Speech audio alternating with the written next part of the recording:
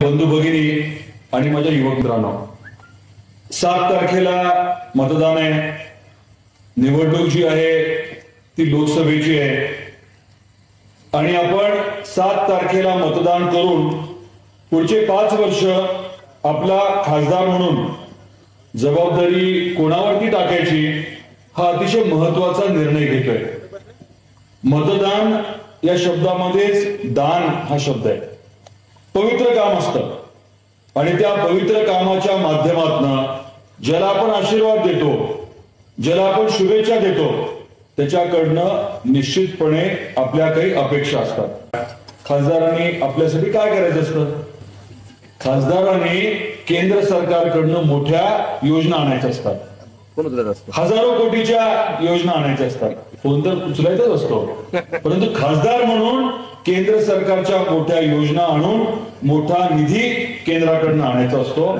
त्याच्या बरोबरीने आपल्या भागामध्ये केंद्र सरकारशी संबंधित ज्या अडचणी आहेत, जे प्रकल्प आहेत, त्या अडचणी सोडवण्यासाठी केंद्रामध्ये जाऊन आपला आवाज, आपले परिश्रम आणि आपला वेळ घालून त्या अडचणी सोडवायच्या असतात. पाण्याचा विषय जसा महत्वाचा आहे तसा रोजगार निर्मितीचा विषय देखील महत्वाचा आहे. आपल्या भागामध्ये मोठे उद्योग आणण्याची जबाबदारी जी आहे ती आपल्या आमदारांनी स्वीकारलेली आहे. 250 हेक्टरची MIDC आता मंजूर करून घेतली आहे. पण तिथे मोठा प्रकल्प आणायचा म्हटलं तर आपल्याला कोणाची मदत लागणार आहे? केंद्र सरकारची मदत लागणार आहे. केंद्रातल्या सरकारची मदत जर आपल्याला हवी असेल तर खासदार कोणाचा पाहिजे?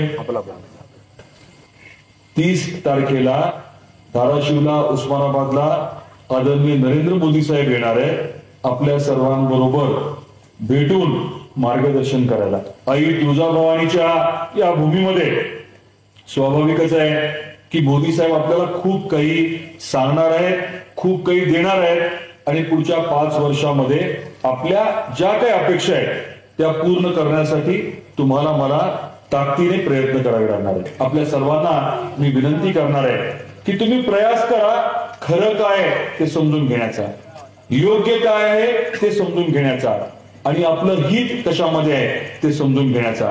आणि मला खात्री आहे की तुम्ही जर योग्य पद्धतीने हा प्रयत्न केला, विचार केला, प्रयास केला तर 7 तारखेला आपण निश्चितपणे महायुतीच्या पाठीशी खंबीरपणे उभे राहाल. घड्याळाच्या समोरील बटन आपण दाबाल आणि महायुतीच्या उमेदवाराला प्रचंड बहुमताने आपण निवडून द्याल ही मला पूर्ण खात्री आहे.